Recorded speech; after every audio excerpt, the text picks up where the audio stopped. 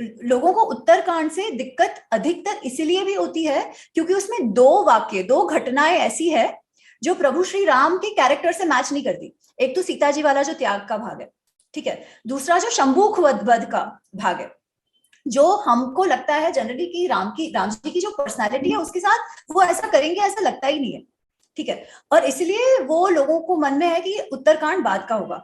तो मुझे लगता है कई बार हमें इन इवेंट्स को लेकर भी डिफेंसिव होने की आवश्यकता नहीं है, क्योंकि वो हमारे सर पर जो थोका जाता है हर बार, जातिवाद, या वो सीता जी के एपिसोड को लेकर हमको कहा जाता है मिसोजिनी, स्त्री द्वेष के कारण, स्त्रियों पे अत्याचार करने के कारण उनको त्याग दिया गया।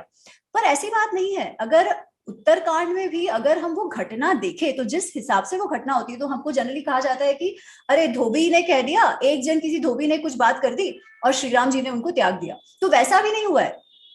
एक्चुअली बहुत ही ज्यादा लोक अपवाद हो गया था, जहां लोग ऐसा मानने लगे थे कि अरे देखो, हम तो हमारे घर पे कोई मॉरलिटी का लेवल ही नहीं रख पा रहे हैं, जिसको जो भी लग रहा है कर रहे हैं, ठीक है। तो इतना लोक अपवाद हो गया, क्यों, कैसे, यथा राजा तथा प्रजा, राजा ने तो अपने जीवन में उनकी स्त्री को वापस ले लिया, क्यों वापस ले लिया हमको तो मालूम नहीं है, उनका चरित्र कैसे था वगैरह वगैरह। तो इतनी सारी लोक अपवाद है जो जिसका असर श्री राम जी को लोग कैसे देख रहे थे इस पे पड़ रहा था। अच्छा, अब जो उस समय क्या सीता जी के साथ सही हुआ गलत हुआ, सीता जी के साथ अन्याय हुआ, उनको त्यागना नहीं चाहिए था, सही बात है, परंतु एक राजा होने के नाते उनका कौन सा कर्तव्य बड़ा था? क्या प्रजा का विश्वास खो देना था या पति धर्म निभाना था? अब इसमें सही गलत अच्छा बुरा हम देख सकते हैं, परंतु ये धर्म संकट है। जीवन में ऐसे धर्म संकट आते हैं जब दोनों ही उत्तर हमारे पास ऐसे हो जो हमें नहीं चाहिए होते हैं। पर वो कहता है ना कि आसमान से उतरा खजूर पर लटका, दोनों ही ऑप्शंस अच्छे नहीं है, पर फिर भी हमें एक निर्णय लेना पड़ता है। उन्होंने एक राजा के नाते अपना निर्णय लिया।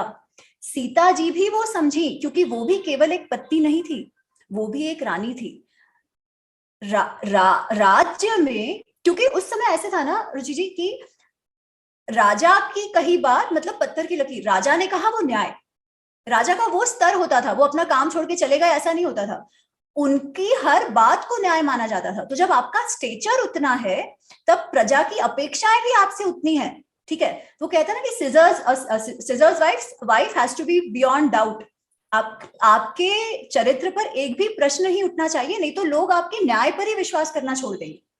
तो उन्होंने अपना राजधर्म उस समय निभाया।